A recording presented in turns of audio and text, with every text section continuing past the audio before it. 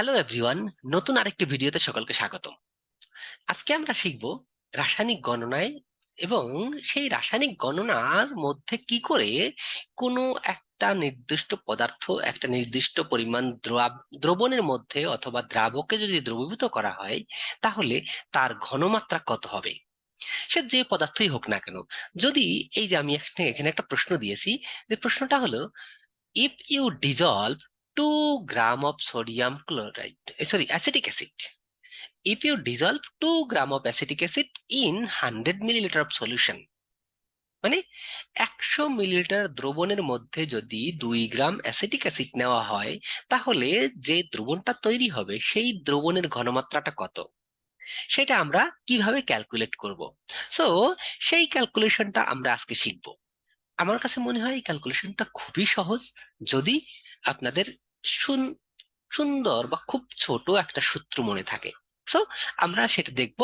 So তার আগে একটু বলে নেই, যদি আপনারা আমার চ্যানেলে নতুন হয়ে থাকেন তাহলে চ্যানেলটি সাবস্ক্রাইব করে এবং পাশে থাকা বেল আইকনটি বাজিয়ে দিবেন, তাহলে নতুন ভিডিও আপলোড করার সাথে সাথেই আপনাদের কাছে নোটিফিকেশন চলে যাবে। এবং এই ভিডিওটা একটু বেশি করে শেয়ার করবেন, যাতে বাংলা ভাষাভাষী যারা আছে তারা যেন ভিডিওগুলো দেখে সহজে এই ধরনের ক্যালকুলেশন বা রসায়ন সম্পর্কে একটা সাধারণ ধারণা পেতে পারে। সো বেশি কথা না বাড়িয়ে এখন আমরা চলে যাই যে আমাদের এই যে যে প্রশ্নটা আছে অথবা এই যে ম্যাথমেটিক্যাল একটা প্রবলেম আছে সেটা আমরা কিভাবে সলভ করব। সো এই সলিউশন করার জন্য আমাদের খুব বেশি কিছু জানার দরকার নেই। যে আগের ভিডিওতে আমি যে সূত্রটা ব্যবহার করেছি এখানেও ঠিক একই সূত্রই ব্যবহার করছি, যে we know n equal m by m, এই যে একটা ফর্মুলা। আসলে এখানে কোনটাকে কি বলে সেটা আমরা অলরেডি আগের ভিডিওতে বলেছি, তারপরে আমি একটু বলে দিচ্ছি।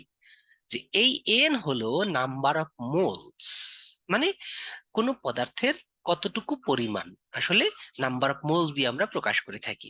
সো এই যে এম হলো ম্যাস, যে যেই দ্রবটা আমরা নিচ্ছি সেই দ্রবের ম্যাস এখানে আছে আমাদের 2 গ্রাম।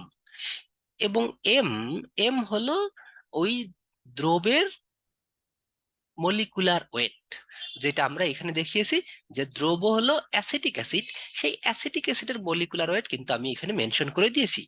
তার মানে এখানে 60, সো অ্যাসিটিক অ্যাসিডের মলিকুলার ওয়েট হলো 60।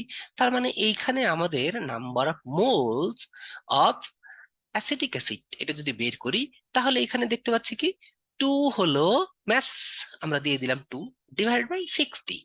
সো 2/60 এটাকে যদি করি তাহলে 0.033 মোল, এই যে হলো number of moles of acetic acid আমরা কতটুকু নিয়েছি। তার মানে যদি আমরা 2 গ্রাম অ্যাসিটিক অ্যাসিড নেই তাহলে তার ইকুইভ্যালেন্সটি হলো 0.0333 মোল।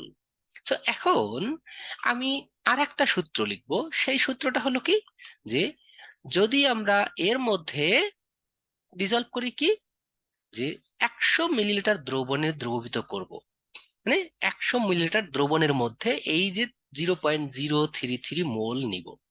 তার মানে তাহলে ঘনমাত্রাটা কিভাবে হিসাব করব? ঘনমাত্রা হিসাবের জন্য আমরা আর একটা সূত্র যেটা অলরেডি ব্যবহার করেছি, সেই সূত্রটা হলো concentration equal number of moles divide by volume in litre. তাহলে এইখানে আমরা নাম্বার অফ মোলস অলরেডি পেয়েছি 0.033 মোলস, আর ভলিউমটা আমরা এখানে বলে দিয়েছি 100 মিলিলিটার। 100 মিলিলিটার, তাহলে 100 মিলিলিটারকে আমরা আমাদেরকে এখানে এই যে সূত্রটা, এই সূত্র সবসময় ভলিউমটা আমাদের লিটারে হবে, যেহেতু আমরা মোলারিটি ক্যালকুলেশন করছি তাহলে আমাদের ভলিউমটা লিটারে হবে। সো এই যে আমাদের 100/1000 মিলিলিটারকে আমরা লিটারে কনভার্ট করে নিয়েছি। তাহলে এই হলো আমার নাম্বার অফ মোলস যেটা আমি অলরেডি ক্যালকুলেশন করে পেয়েছি, আর এই হলো আমার টোটাল ভলিউম। সো জাস্ট এটাকে আমরা ভাগ করে দিলে আমাদের ক্যালকুলেটর দিয়ে 0.333 মোল পার লিটার অথবা মোল হলো। সো এই হলো আমাদের খুবই সিম্পল ক্যালকুলেশন। যদি কোনো একটা পদার্থের ভর দেওয়া থাকে এবং সেই পদার্থের নাম মেনশন করা থাকে অথবা মলিকুলার ওয়েট দেওয়া থাকে এবং তার দ্রবণের আয়তন দেওয়া থাকে, তাহলে আমরা এই দুইটা লাইন বা দুইটা স্টেপ ফলো করেই কিন্তু যে কোনো দ্রবণের ঘনমাত্রা নির্ণয় করতে পারবো।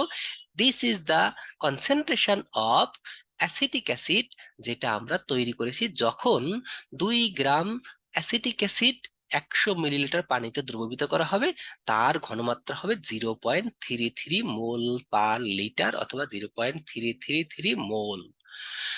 ওকে, তাহলে এখন আপনাদের জন্য একটা ছোট্ট প্রবলেম, একই রকমের একটা এক্সাম্পল আছে।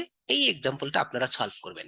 So if you dissolve 2 gram of sodium hydroxide, তার মানে আমি এখন পদার্থটা পরিবর্তন করে দিয়েছি। আগে বলেছিলাম অ্যাসিটিক অ্যাসিড, এবার আমি বলে দিলাম আপনাদেরকে যে অ্যাসিটিক অ্যাসিডের বদলে আপনারা নেবেন সোডিয়াম হাইড্রোক্সাইড, এবং তার মলিকুলার ওয়েটও আমি বলে দিয়েছি। মলিকুলার ওয়েট আপনারা বলে না দিলেও ক্যালকুলেট করতে পারবেন। সো আমি ভলিউমও সেম রাখছি। তাহলে 100 মিলিলিটার দ্রবণের মধ্যে যদি 2 গ্রাম সোডিয়াম হাইড্রোক্সাইড দ্রবীভূত করা হয়, তাহলে এই দ্রবণের ঘনমাত্রাটা কত হবে? তো আশা করছি আপনারা সবাই ক্যালকুলেট করতে পারবেন, এবং আমি এখানে উত্তরটা বলে দিলাম না। যে তাহলে আপনারা ক্যালকুলেশন করে এই ভিডিওর শেষে কমেন্টে আপনারা উত্তর দিবেন, এবং উত্তরটা আমি আশা করছি আপনাদের সবারই ঠিক হবে। এবং আমি সেখানে কমেন্টের পাশে আমি সেখানে আইদার কমেন্ট অথবা কোনো লাইক বা এরকম কিছু দিব। সো আশা করছি আপনারা প্রবলেমটা সলভ করতে পারবেন। সো এই হলো আজকের ভিডিও। ধন্যবাদ সকলকে।